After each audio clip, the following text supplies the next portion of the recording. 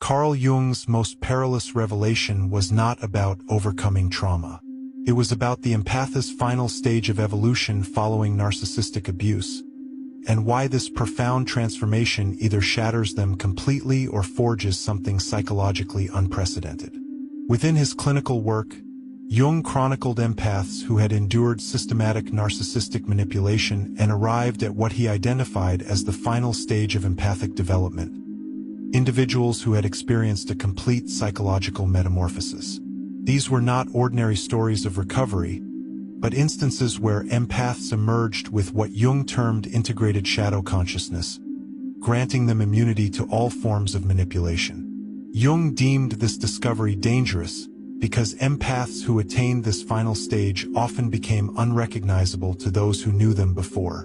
They had cultivated what he described as sovereign empathy, the capacity to feel profoundly while remaining psychologically untouchable, creating a level of consciousness Jung had seldom witnessed. Today, I will unveil Jung's most hazardous discovery concerning the final stage of the empath after narcissistic abuse, and why he posited that this devastating experience either eradicates empathic sensitivity entirely or transmutes it into what he called the archetypal wounded healer, a form of consciousness that transcends both victimhood and survival. The case that brought this phenomenon to light began in 1928 with a patient Jung referred to in his private journals only as M, a 34-year-old woman whose empathic nature had attracted a string of increasingly destructive narcissistic partners. When she initially sought Jung's help, she was, in his words, psychically dissolved. Her sense of self so thoroughly eroded that she could hardly separate her own emotions from those of people around her. But over the subsequent 2 years, Jung documented something extraordinary. M did not simply recuperate. She underwent what Jung described as an alchemical transformation through shadow integration. Where she had once been porous to every emotional wave, she developed what Jung termed conscious permeability, the ability to choose precisely what to absorb and what to deflect. Jung recorded in his notes, "M has achieved something I once thought impossible: complete empathic sovereignty. She can feel the depths of another's suffering without being consumed by it. She can detect deceit with almost supernatural accuracy. Most remarkably, she has become immune to manipulation while preserving her capacity for genuine compassion." The transformation was so absolute that Jung questioned if M was still the same individual.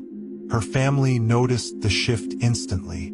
Where she had once been the family's emotional anchor, she now established boundaries that seemed inviolable. Former acquaintances accused her of growing cold or distant, but Jung perceived something profound. M had reached the ultimate stage of empathic development that he had only theorized was attainable. Jung observed that M's eyes had changed. "They hold depths I have never seen," he wrote, "as if she has stared into the abyss of human nature and emerged not broken, but wise."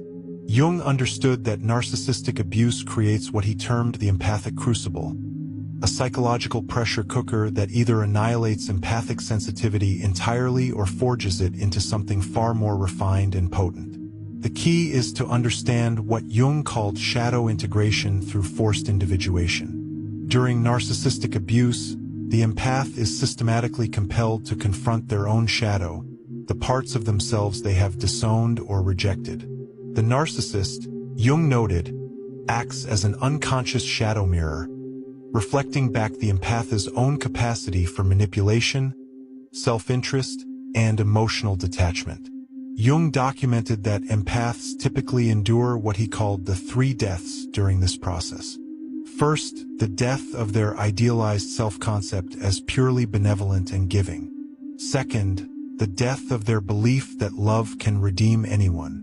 Third, and most pivotally, the death of their need for external validation to feel worthy. The empath must face their own shadow, Jung wrote, not through gentle self-reflection, but through a brutal confrontation with their own capacity for darkness. The narcissist unknowingly serves as the catalyst for this essential psychological work. Jung identified that empaths who survive this crucible develop what he called integrated empathy. the ability to feel without the need to fix, to understand without assuming responsibility, and to love without losing their own center. This is not emotional detachment, but rather emotional mastery. The neurological shifts Jung observed were significant.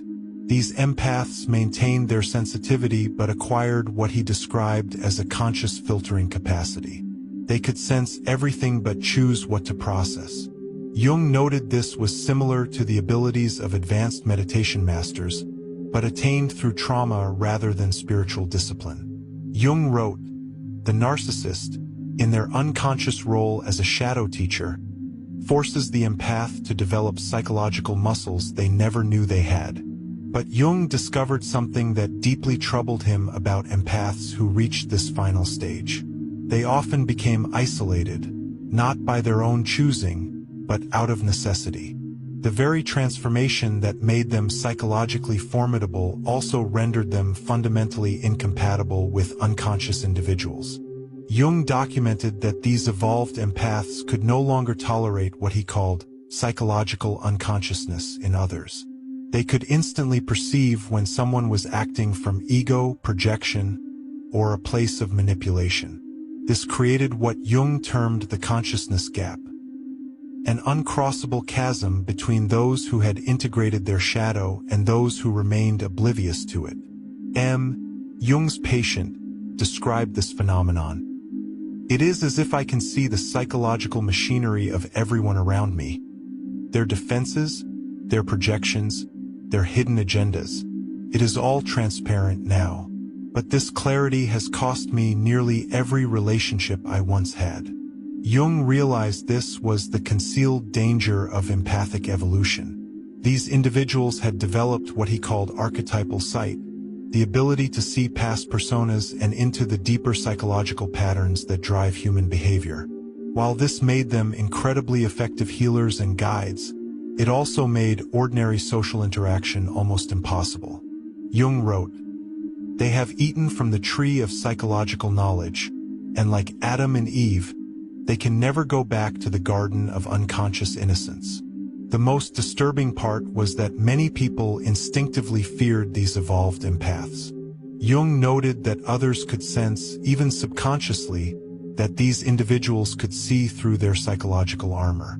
This created what Jung called the prophet's isolation, being rejected not for being incorrect but for seeing too much.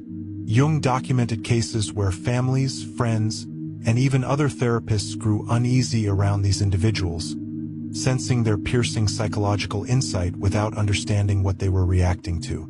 Through his